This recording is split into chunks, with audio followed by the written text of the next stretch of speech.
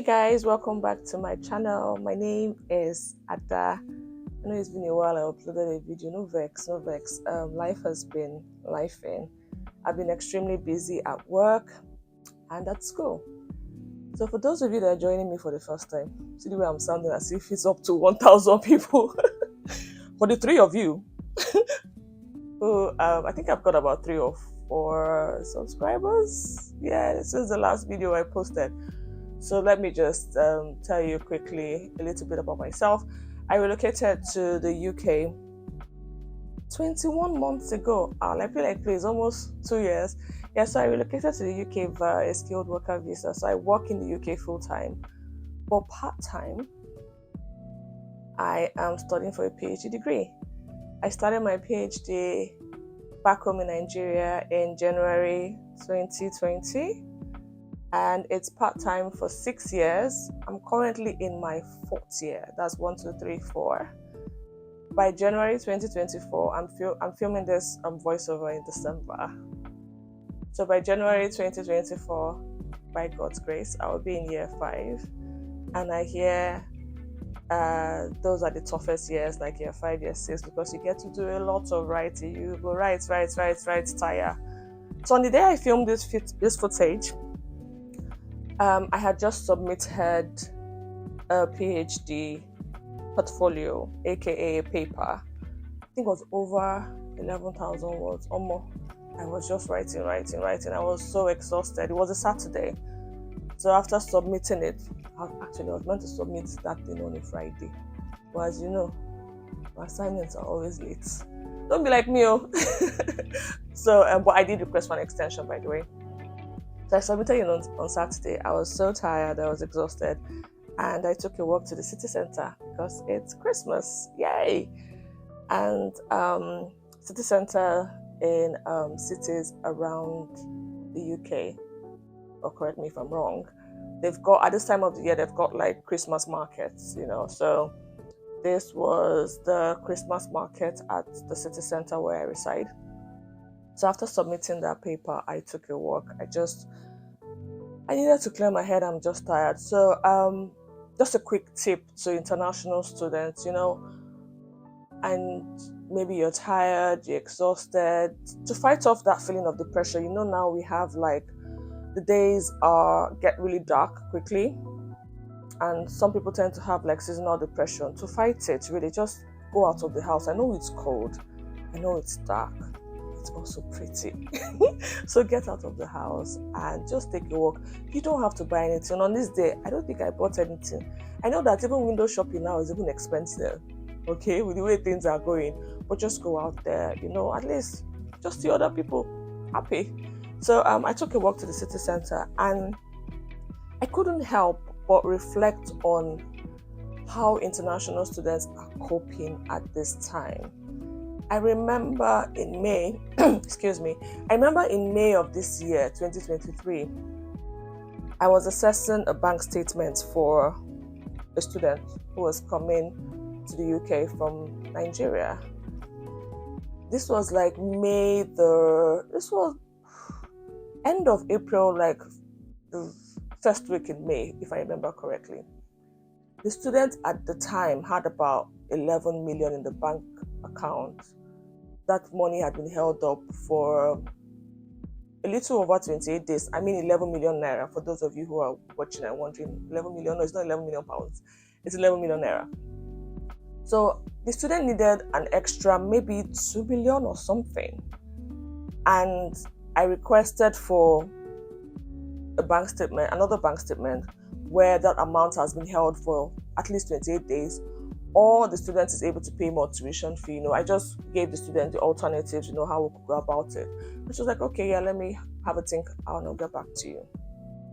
In that thinking phase, the CBN, the Central Bank of Nigeria, released there was a new policy on the free floating of the FX, of the foreign exchange. And that 11, aka 13 million that we needed for the university to release cash, suddenly, overnight, in a few days, became 20 million. Like the devaluation of the naira it was just, it was absolutely insane. So we were not pursuing 2 million naira anymore. We were looking for an additional 9 million or thereabout, 7 to 9 million or thereabout. So it was really tough for a lot of international students at the time. So I can't help but wonder what you guys, international students, are currently going through. And I say this because this time of the year, for those of you who enrolled for the September intake, and if it's a university where tuition is not paid, 100% tuition is not paid upfront, where you have to maybe pay 3 months after you enroll, this is a time where you must have received emails from the university saying it's time to pay up the final deposit. And I've been getting a lot of, students are worried right now where to get the funds from. It's a really tough time. These emails have gone out. A lot of universities are chasing, the deposits. Now, if you're an international student watching this or listening to me right now, and you're currently in that situation, I deeply empathize with you. First, I want you to understand that this is a phase. It will pass. Believe it or not, it will pass.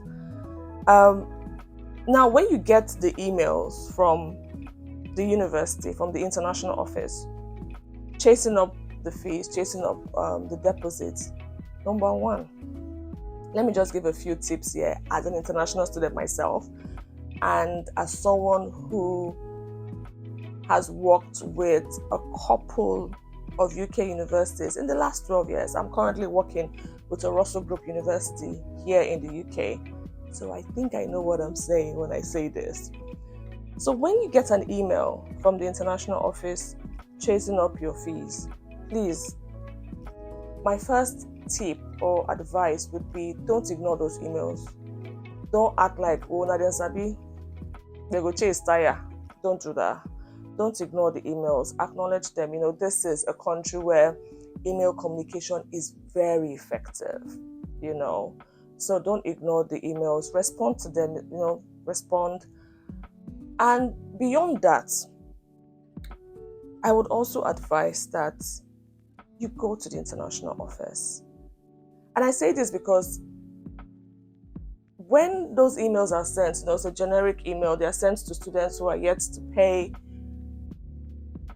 Your situation is not the same as the next person. What do I mean? It could be that you have initiated payment from your home country and it hadn't come true.